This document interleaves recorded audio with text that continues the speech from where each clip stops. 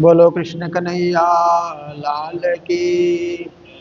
श्री निजानंद स्वामी की, श्री प्राणनाथ प्यारे की, महारानी बाईजुराज की, महाराजा छत्रसाल की, गुरुजी मंगलदास महाराज की, श्री कृष्ण प्रणामी धर्म की, तीनों पुरी धाम की, सर्व सुंदर साथ की, सो हुक्म हादिका छोड़ के प्रणाम। उपस्थित धर्म प्राण शिरोमणि सुंदर साथ जी, माताएं, बहनें, भाइयों, जीवन को व्यवस्थित बनाना। देखिए, क्यों चर्चा सुनना, क्यों कथा सुनना, क्यों प्रवचन सुनना, क्यों सदुपदेश सुनना? जीवन को व्यवस्थित बनाने के लिए। कई कई लोगों का जीवन एकदम अव्यवस्थित होता है। सोने का टाइम फिक्स नहीं, उठने का भी नहीं है, खाने का भी नहीं है, गपशप करने का भी कोई समय नहीं है, घूमना फिरना तो होता ही नहीं है। अव्यवस्थित जीवन आप देखिए। कई लोग तो साफ सफाई से भी नहीं रहते हैं, एकदम गंदे पड़े रहते हैं, नहाना धोना भी कुछ नहीं।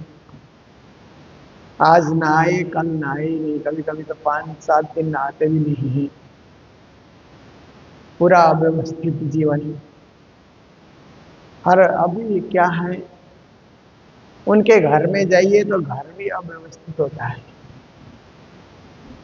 उठे तो बिस्तर ठीक नहीं है, किचन रात को खाए तो जूठा बर्तन भी पड़ा हुआ है, घर के अंदर घुसू तो कचड़ा है, मैला है, गंदगी है। अव्यवस्थित घर, अव्यवस्थित जीवन, अव्यवस्थित विचार। विचार भी अव्यवस्थित कैसे होता है कि कुछ का कुछ बोल देना, कोई ठिकाना नहीं, संयम नहीं, नियम नहीं, आचरण नहीं, जो मर्जी आए बोल देना। और जो तम्बाकू का सेवन करते हैं उनका जीवन तो और अव्यवस्थित होता है। दिन भर तम्बाकू चबाते रहेंगे, मंदिर में आएंगे तो भी चबाते रहते हैं। कम से कम सोचना चाहिए कि मंदिर जा रहे हैं तो कम से कम बाहर थूक करके आए। वो भी उनको पता नहीं। संत गुरुजनों के सामने भी तम्बाकू चबाते हुए तो बड़ी बड़ी बातें करते हैं। तो हम लोगों को लगता है ये अव्यवस्थित आदमी है, जीवन की कोई व्यवस्था नहीं है, कोई नियम कानून अपने लिए इसने प्रयोग किया ही नहीं, ऐसे ही जिएगा। पर कुछ लोग सुधारवादी होते हैं, विचारवादी, सुधारवादी, उदारवादी। कुछ लोग ऐसे होते हैं तो सोचते हैं कि व्यवस्थित जीवन जीना चाहिए। सबसे पहले तो उठते ही घर के कमरे को ठीक ठाक करो। कोई फट से कोई मेहमान आ जाए तो कैसा लगेगा उसको, एकदम अव्यवस्थित घर है। किसी भी कमरे में जाओ वहाँ नेगेटिविटी है, पॉजिटिव वाइब्रेशन है ही नहीं, क्योंकि सब बिखरा हुआ है इधर उधर। तो व्यवस्थित लोग क्या करते हैं कि सुबह उठ करके एकदम ठीक ठाक बिस्तर कैसे ठीक करना, कंबल कैसे ठीक करना और रूम कैसे साफ सफाई से रखना, वो सुबह ही हो जाता है, उठते ही हो जाता है। फिर नहाना समय से, क्योंकि व्यवस्थित होने के लिए तो शरीर की सफाई भी बहुत जरूरी है। फिर योगा, प्राणायाम, व्यायाम, शरीर को कसरत चाहिए। देखिए, आप देखिए कि कई कई बड़ी मशीनें होती है ना, तो लोग चलाते रहते हैं, उसको स्टॉप करके नहीं रखते हैं, क्योंकि मशीन चलती रहे तो वो चालू मशीन जो है सब काम कर लेती है। जैसे हवाई जहाज है तो बंद नहीं करते हैं, चलाते रहते हैं। और भी कई कई चीजें आप देखिए, बड़ी बड़ी फैक्ट्रियां देखिए चालू। तो ऐसे ही शरीर इस रूपी मशीन को भी क्रियाशील बना करके रखना, कसरत करते रहना, घूमना फिरना करते रहना, चलते फिरते रहना, वो व्यवस्थित जीवन में होता है। अव्यवस्थित जो जीता है वो तो सोया रहेगा, पड़ा रहेगा, नींद खुलती है तब भी नहीं उठता है, क्योंकि अव्यवस्थित है ना, जैसे उसकी कोई जिम्मेदारी नहीं है ऐसा। तो देखिए, जीवन को व्यवस्थित बनाना, साफ सफाई से रहना और कुशल बन करके रहना, कुशल व्यवहार करना सबके साथ, उसको व्यवस्थित जीवन कहा जाता है। उससे भी उत्तम जीवन है सुव्यवस्थित। सु शब्द है ना, सु का सुंदर, सुष्ट, सभ्य, सुव्यवस्थित जो होता है उसका तो रहन सहन भी उत्तम होता है, बोलना चालना सब उत्तम, हिसाब किताब उत्तम, किसी से कोई ठगाई नहीं, छल नहीं, ठगाई नहीं, झूठ नहीं, प्रपंच नहीं, सुव्यवस्थित है। सुव्यवस्थित लोग ही सुबह उठ करके नहा धो करके पूजा पाठ भी कर लेते हैं, क्योंकि आत्मा कल्याण सुव्यवस्थित जीवन है तो आत्मा कल्याण के विषय में भी सोचेगा। मात्र व्यवस्थित है तो शरीर कल्याण सोचेगा कि एक्सरसाइज चाहिए, शरीर को व्यायाम चाहिए, प्राणायाम चाहिए। पर सुव्यवस्थित होगा तो आत्म कल्याण, परमात्मा की प्राप्ति, जीवन मिला है तो इसको मोक्ष भी देना चाहिए। ऐसे सुंदर विचारों को लेकर के वो परोपकार भी करता है, भक्ति भी करता है, अपना काम धंधा भी करता है, कमाई व्यवसाय भी करता है, क्योंकि दुनिया में है तो ये तो करना ही करना है, इस जिम्मेदारी से कोई भाग नहीं सकता। चाहे खेती करो, चाहे व्यापार करो, चाहे आप और कोई व्यवसाय करो, नौकरी करो, कहीं भी कुछ करो, जीवन में कर्म जरूरी है। पर सुव्यवस्थित बनते हुए हम कर्म करेंगे तो कर्म भी सुकर्म हो जाता है, कर्म ही उत्तम कर्म हो जाता है। इसके लिए हम लोग चर्चा सुनते हैं, वाणी सुनते हैं, जीवन को साधने के लिए, जीवन को सफल बनाने के लिए, जीवन को उत्तम बनाने के लिए। तो आज की चौपाई में श्री प्राणनाथ जी महाराज कहते हैं, सो हुकुमा हादि का छोड़ के। हादि मतलब सदगुरु को कहा जाता है, मार्गदर्शक, शिक्षक, उपदेशक।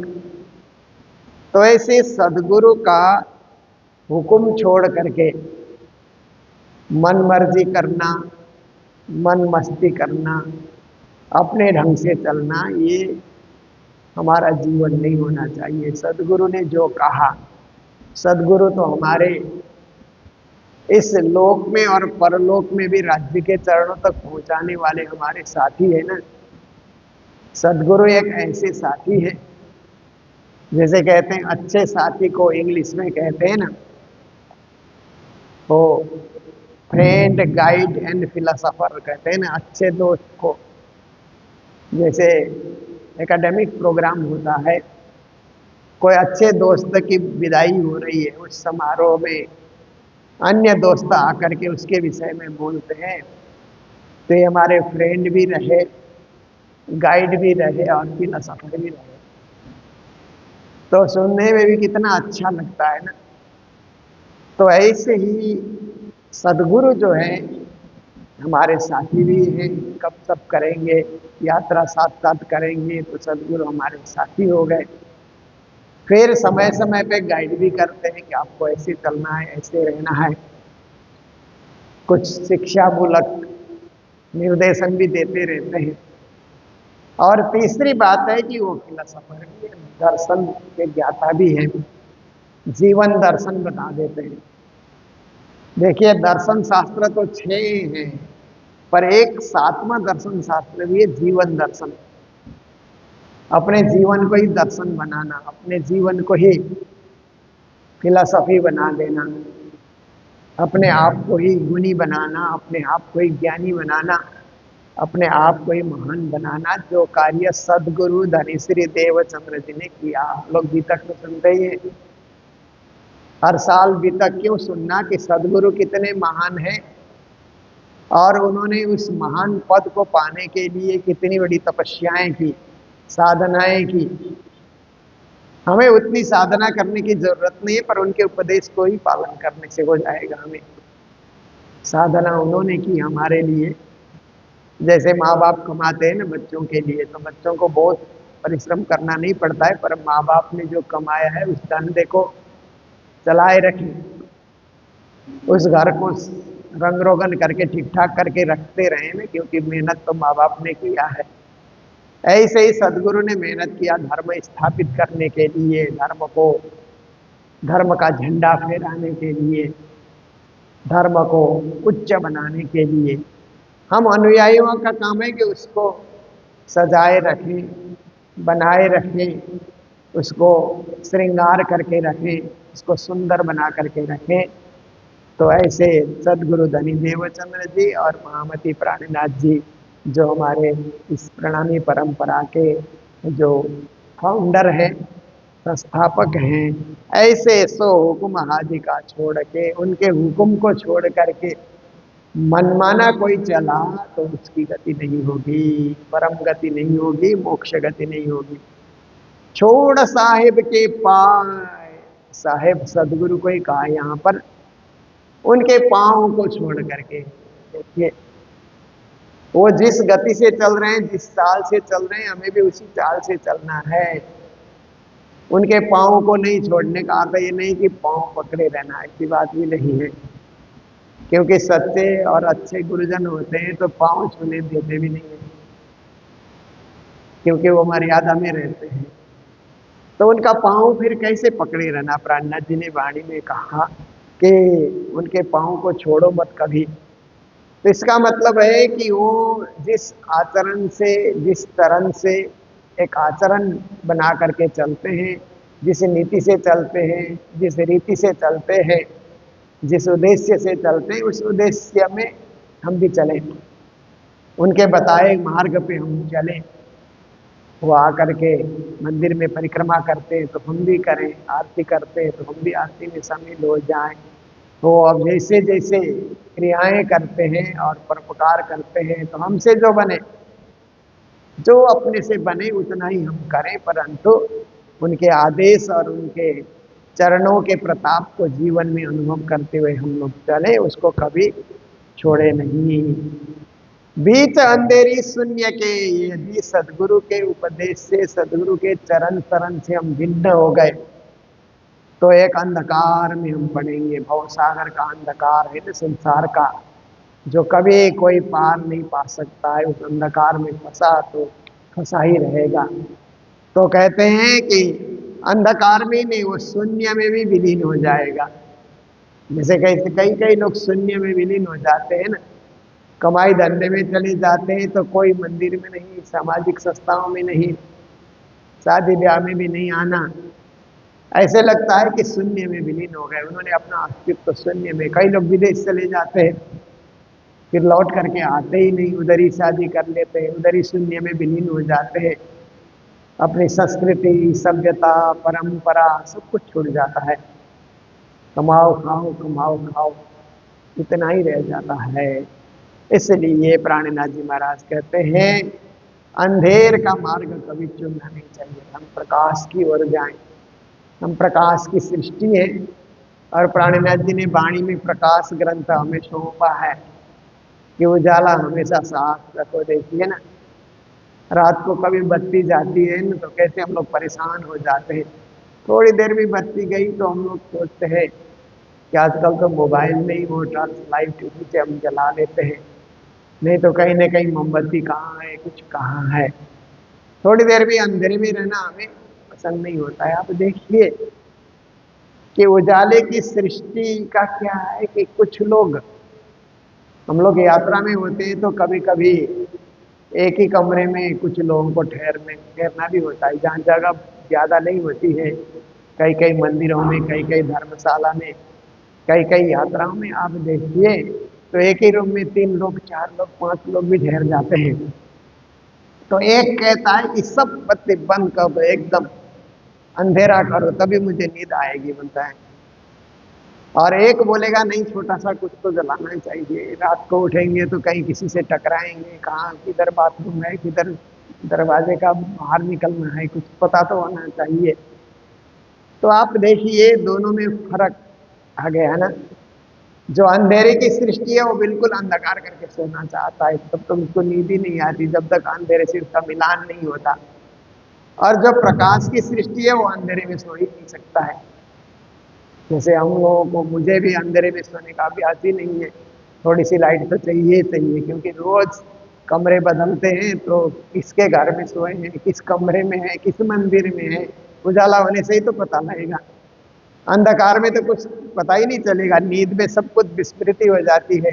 फिर झट से उठो तो हम कहाँ हैं, ऐसे करते रहना पड़ता है। और थोड़ा सा भी उजाला है तो अच्छा, हम आज सिलीगुड़ी में हैं, आज दिल्ली में हैं, आज मुंबई में हैं, आज कालिम्पोंग में हैं, आज नेपाल में हैं, या विदेश की यात्रा में, तभी तो पता लगता है उजाले से। देखिए, इसलिए ज्ञान का उजाला हमेशा साथ में रहना चाहिए कि हम परम धाम के हैं, ये ज्ञान का उजाला है, परम धाम के हैं और दुनिया का खेल देखने आए हैं, ऐसे ज्ञान का प्रकाश हृदय में बना रहना चाहिए। तो कहते हैं जाए जल बिना गोते खाए, जो ये ज्ञान का उजाला लेकर के नहीं चल सकते हैं, वो जल के बिना ही मोह जल में गोते खाते रहेंगे। गोते खाने का अर्थ है चक्कर काटते रहना, बस उनका चक्कर काटने का कोई अर्थ नहीं होता है।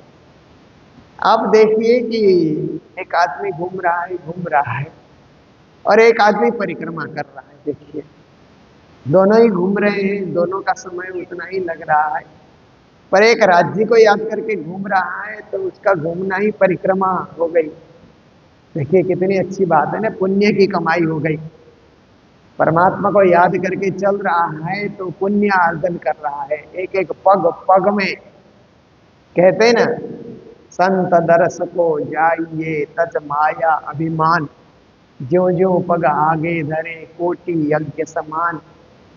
कहा कि संत गुरुजन या मंदिर, किसी धाम के दर्शन के लिए हम जा रहे हैं तो माया और अभिमान को छोड़ करके जाना चाहिए। माया साथ लेकर के जाए जाए तो कभी कभी कुछ लोग संतों को प्रणाम करने आते हैं ना, मैं देखता हूँ मोबाइल में बात करते हुए आएंगे और ऐसे करके पाँव के तरफ हाथ करके सिर में करेंगे, बात करते हुए निकल जाते हैं, क्योंकि माया को साथ लेकर के आए ना।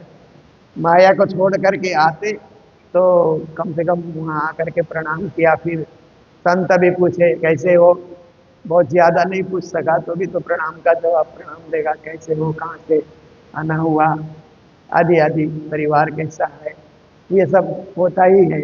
पर वो तो बात करते हुए आ रहा है, उसको क्या पूछना, वो समय ही नहीं है उसके पास, क्योंकि माया साथ लेकर के आया हुआ है। और कई लोगों को अभिमान, अभिमान भी झुकने नहीं देता है। अभिमान अहंकार क्या है कि एक ऐसा तत्व है जो विनम्र होने देता ही नहीं है। तो प्रणामी परंपरा में तो क्या है कि बहुत बार झुकना पड़ता है। जब हम सेवा पूजा में बैठते हैं ना, एक पद गायन करते हैं फिर झुक जाते हैं, दूसरा पद गायन करते हैं फिर झुक जाते हैं, तीसरा पद गायन, फिर आरती के समय में भी बार बार झुकना होता ही है। पूर्ण ब्रह्म बोलो फिर झुको, कंचन थाल बोलो फिर झुको, परिक्रमा बोलो फिर झुको, स्वरूप बोलो फिर झुको, भोग बोलो फिर झुको। मैंने एक बार चर्चा के दौरान में सुनाया था कि हम लोग जब विद्यार्थी थे तो भजन मंडली में हम लोगों ने अपने एक टीचर, साइंस का टीचर था, उसको हम लोगों ने बुलाया।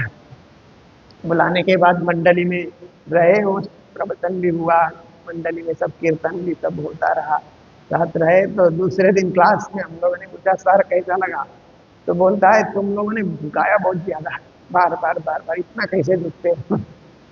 तो उसको प्रणाम का पता नहीं है ना, उसमें एक अहंकार होगा कि मैं टीचर हूँ, शिक्षक हूँ। जब तक वो निज नाम नहीं लेगा तब तक उसे झुका नहीं जाएगा, पर जिस दिन निज नाम लेगा अपने आप झुकना हो जाता है। फिर सोचना भी नहीं पड़ता, सिर अपने आप दिख जाता है, अपने आप विनम्र हो जाते हैं, क्योंकि आप सुव्यवस्थित हो गए ना, अपने आप को आपने ऐसी व्यवस्था में डाली कि बस आपको झुकना अच्छा लगता है, विनम्र बनना अच्छा लगता है।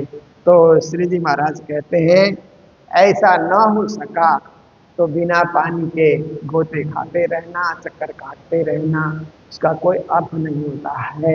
हम चक्कर काटें तो भी राज्य का नाम लेकर के कहीं जाएं आए, तो राज्य का नाम लेकर के हम कुछ कार्य करें, राज्य को याद करके।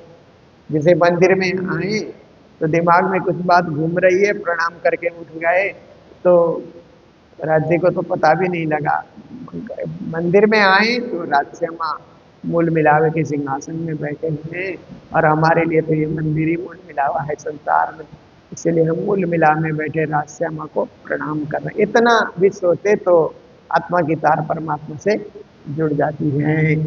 तो इस प्रकार से हम इस संसार के गोते से, माया के चक्कर से, माया के भ्रमजाल से हम निकल करके राज्य के चरणार विंद को प्राप्ति कर सकते हैं, इसमें कोई संदेह नहीं है। तो हमारी यात्रा तो अब मुंबई की ओर है, क्योंकि 1 मई 1 तारीख को मुंबई के सर्व सुंदर साथ मिल करके गुरु जी की पुण्यतिथि मनाते हैं। इस बार की तिथि 41वीं पुण्यतिथि है। तो वहाँ त्रिदिवसीय अखंड पारायण होता है, कल शुरू हो जाएगा, फिर त्रिदिवसीय चलता है, तो 3 दिन तक पारायण पाठ होने के बाद 1 मई को मुंबई के सब सुंदर सात मंदिर में एकत्रित हो जाते हैं, और वहाँ पर प्रवचन इत्यादि भी होते हैं, और गुरु जी की महिमा, मंगल सूत्र की महिमा भी वहाँ पर बताई जाती है। तो ये पावन पर्व हमारे समक्ष आ रहा है, और कालिम्पोंग में जो गुरु जी की पुण्यतिथि करेंगे उस तिथि के हिसाब से 9 मई को है। 9 मई को सुबह से लेकर के रात को 8 बजे तक, सुबह 7 बजे शुरू करेंगे लगभग, रात को 8 बजे तक चलता ही रहेगा। तो ये गुरु जी को याद करने का और गुरु जी के उपदेश ग्रहण करने का दिन है। जो सुंदर साथ कालिम्पोंग जा सकते हैं अच्छी बात है, जो नहीं जा सके तो यहाँ गुरु जी के रूम में आप लोग करते ही हैं, यहाँ करिए, क्योंकि गुरु महाराज तो यहाँ भी विराजमान है, वहाँ भी विराजमान है, सबके दिल में विराजमान है। पर भावना हमारी बने तो हम सब कुछ कर सकते हैं। तो यही कार्य हम सबको करते चलना है। इन्हीं शब्दों के साथ आज का भी समय पूरा हो गया, इसलिए चर्चा को यही विराम दे रहे। बोलो सतगुरु महाराज की, श्री प्राणनाथ प्यारे की, सर्व सुंदर साथ की। सो हुकुम हादिका छोड़ के, छोड़ा साहिब के पाए, बेचा अंधेरी शून्य के, जाए जल बिन गोते खाए, जाए जल बिन गोते खाए। बोलो श्री प्राणनाथ प्यारे की, श्री धाम के धनी की। प्रणाम।